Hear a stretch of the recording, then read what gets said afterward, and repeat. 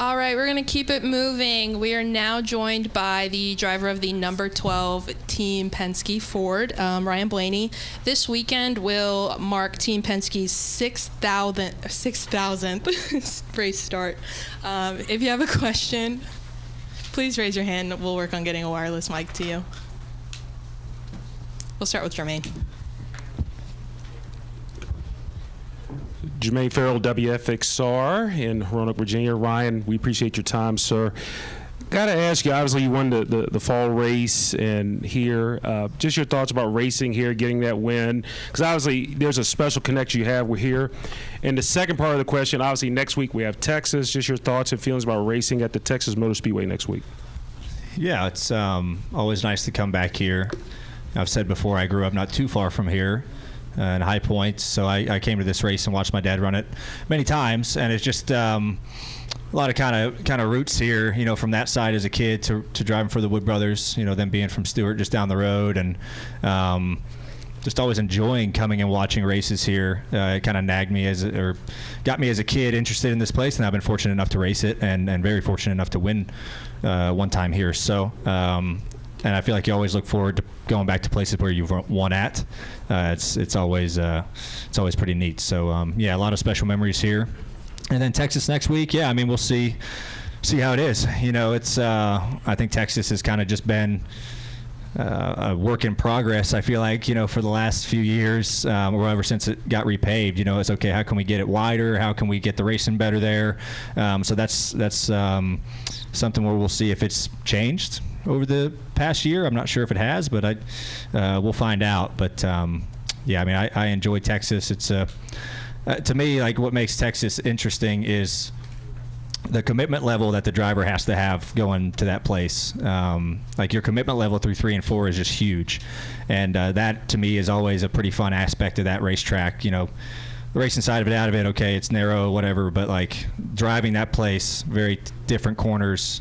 You really have to be fully on the throttle and convince yourself that this car is going to stick when you get into turn 3, even though if you don't know if it's going to or not. So yeah, we'll see, but hopefully it's miraculously aged to where we've somehow been able to get 5 lanes there, but we'll find out next week. Thanks, Joe. Thank you. We're going to go next to Davey. Davey Siegel with Sirius XM NASCAR Radio.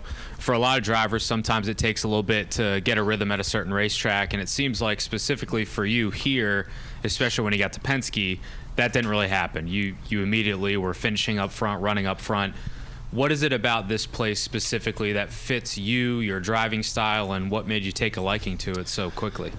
Yeah, it definitely took a few years to get used to this place. You know, like you said, it kind of can take some races under your belt to get comfortable at a racetrack. Sometimes it never comes. Sometimes it comes right away. It's just kind of weird how that happens. But here's just a tricky place. You know, the first couple times I came here in a truck, I was really bad. First couple times in a cup car, I was really bad. And then it was like the fall race of 2017, something just kind of clicked. I was like, okay, you have one good race here, and then you feel like, all right, I kind of understand how to drive the car around this racetrack. I understand the tendencies of this track. I understand kind of what to ask of my car, you know, through practice and through the race to be good. And ever since then, it's just been a track that's just kind of clicked for me, and it just kind of fits what I do as a driver, and it fits what we do as a team over at Penske. I mean, the Penske group's always been really good here. So I think that combination is just really strong, and you know, it's just funny how like certain drivers, certain tracks just kind of click. So like Phoenix is kind of that way for me and the Penske group, and just fits what you do as an organization, and it fits the driver's style. And but yeah, it was a lot of hard work. I mean, it didn't come naturally. I was very bad here early on, and we had to really figure out, okay, how can we change this up? And I had 2 really good guys to look at, you know, Brad and Joey. I'd really study what they were doing here. That made them super good, and was fortunately able to apply it and be able to string together some decent runs here. I don't know if you filled out a NCAA bracket, but big game for your crew chief tonight. Jonathan, Purdue's playing. Yeah. He's a Boilermaker. Yeah. What are his nerves like? Is he a big basketball guy? Has he talked to that with you at all? We have a 12-team ESPN bracket deal. We usually do a fantasy for football or a college tournament, and yeah, he has Purdue winning. I have UConn winning.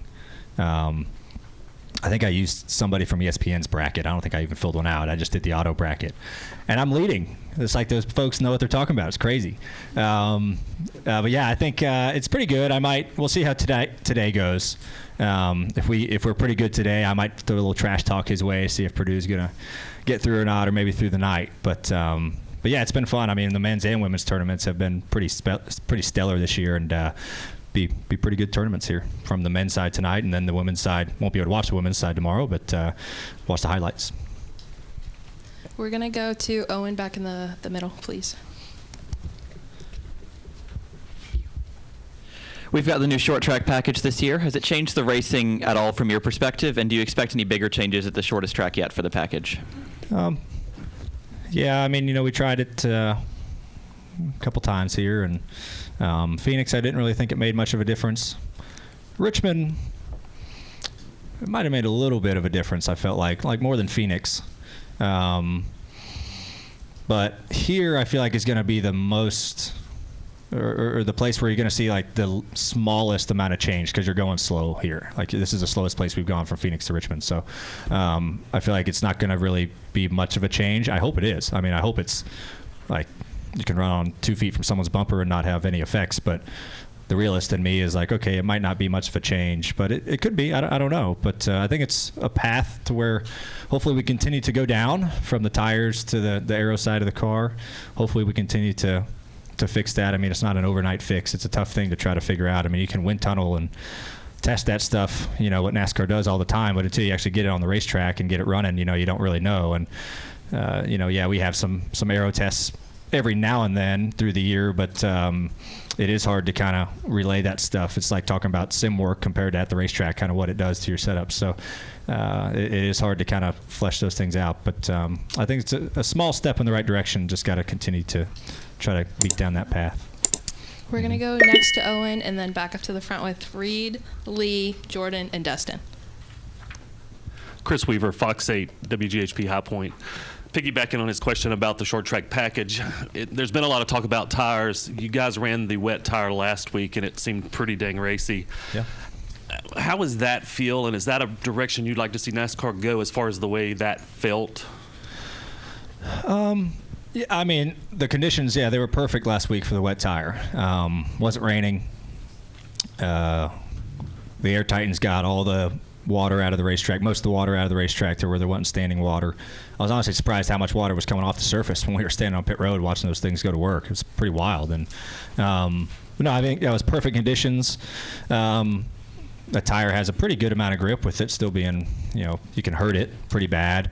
The one thing I feel like they have to try to figure out with that tire, now that we are doing ovals on it in the right circumstances, that tire has no stagger.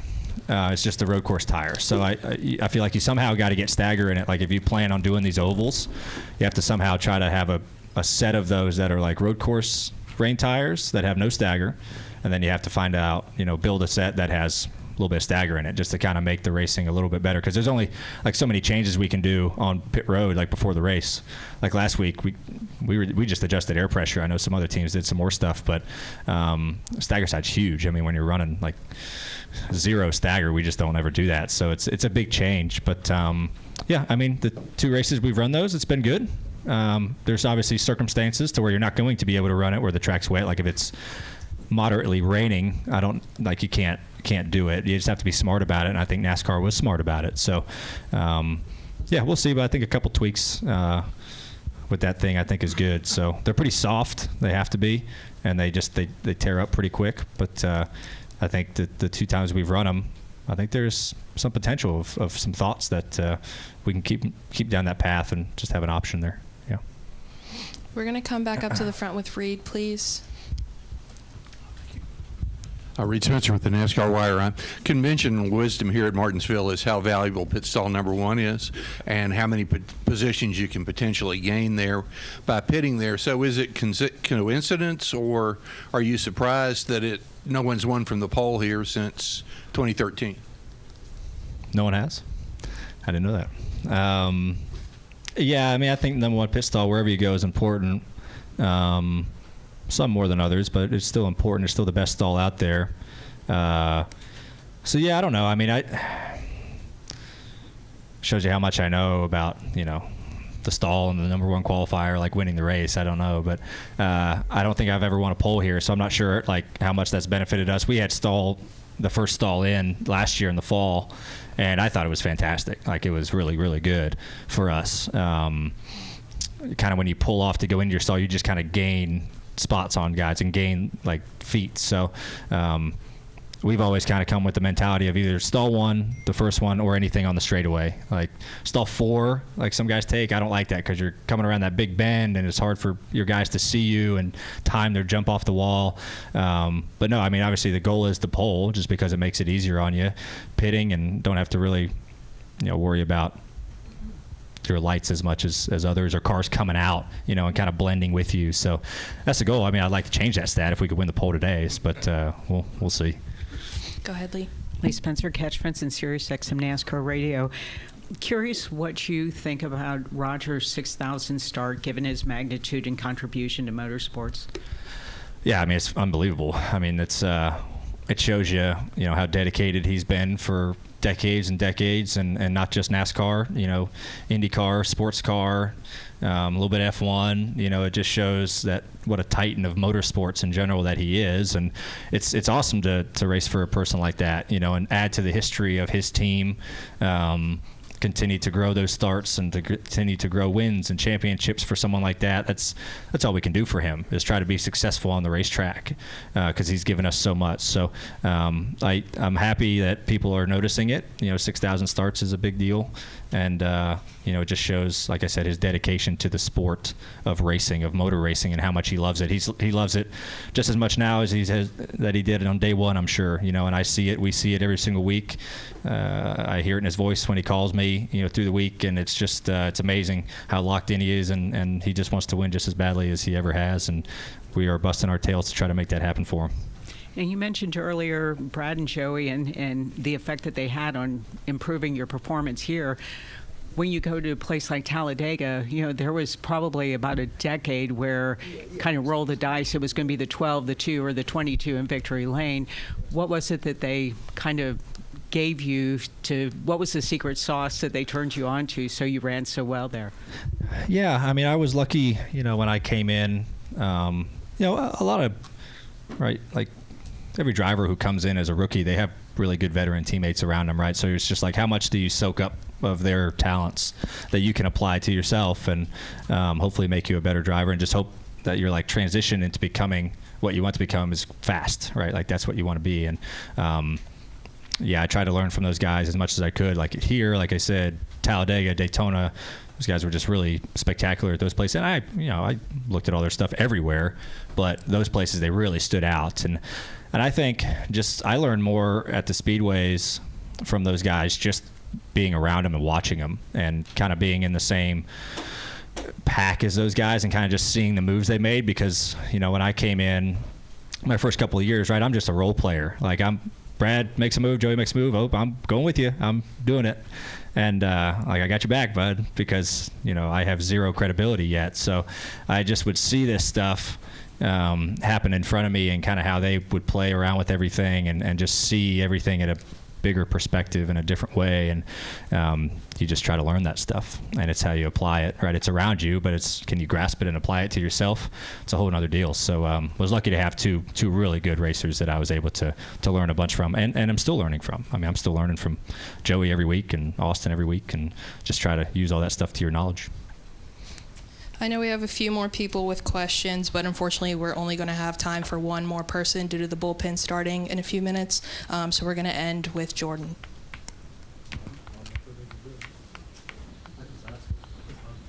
He's in the front. Jordan Bianchi, The Athletic. Is there a young driver or two below Cup that really jumps out to you and says, this is somebody that I think is got it? Yeah. I'd say like truck guys right now that I think are really show a lot of potential. Like that Christian Eckes is really good. This year he's done like a really, really good job. I think Raja has a ton of potential. He's still young into his kind of NASCAR career, but I think he's really sky's the limit for him. Nick Sanchez, I think he's a really talented racer. There's a lot of talented people. I mean, the Xfinity Series, I see Jesse Love. I think he's really good.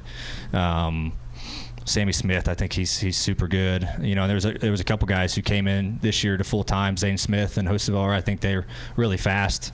And really good speed. So, it's weird. I'm at the age now. I'm like looking at those kids, because I remember when I was 18, 19, and I hoped guys were looking at me, right, and still just trying to do my deal. But yeah, there's a lot of talent right now that's coming up, and I see it. I watch all that stuff every week, and watch those guys race, and you can kind of tell, right? You can tell who gets it and who is a really good racer and is smart and who's fast. Everyone's fast, right? But it's how your racecraft, like that stands out to me is how good is your raceability and how do you run around guys and race them. Like that's a whole nother level that I look at. And I think all those guys I said, there's tons of other guys I didn't say that I think are really good, but those guys kind of jump out at me. All right, thank you guys so much.